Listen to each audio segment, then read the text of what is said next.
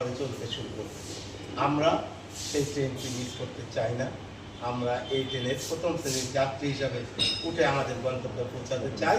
এরই লক্ষ্য নিয়ে আমরা আমাদের নাটোর 1, নাটোর 2, নাটোর 3, নাটোর 4 এই 4টে আসনে আমাদের দলের প্রাথমিক মনোনীত যে সকল প্রার্থীগণ রয়েছেন তাদের পক্ষে আজ সর্বাত্মকভাবে কাজ করা, এই পথ চলার জন্য আমরা সর্বসম্মতভাবে একমত আমরা আজকে এখানে জেলা বিএনপি একটি নির্বাচন মনিটরিং পরিচালনা কমিটি আমরা তৈরি করব। এই কমিটির মাধ্যমে পর্যায়ক্রমে প্রত্যেকটি নির্বাচনী এলাকায় আমরা প্রতিটি থানা এবং পৌরতে আমরা নির্বাচন পরিচালনা কমিটি করে দেব।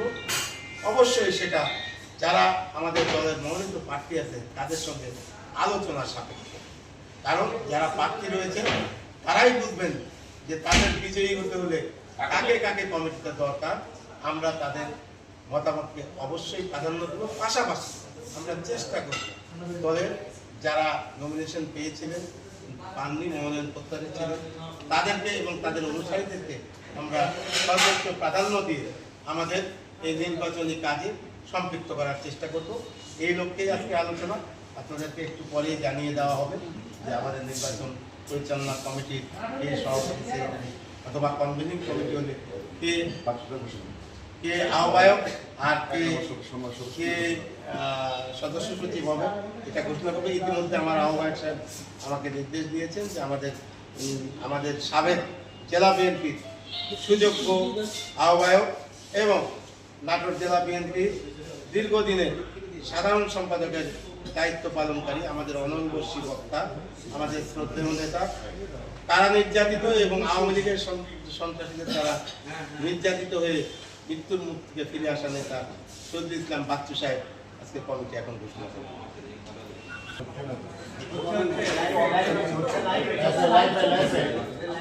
দীর্ঘ সময় আমরা সাংগঠনিক বিষয়ে আলাপ আলোচনা করেছি। মিটিংয়ের শেষ প্রান্তে আমরা খুবই প্রাণবন্ত এবং গ্রহণযোগ্য আলোচনা হয়েছে বলে আমি মনে করি।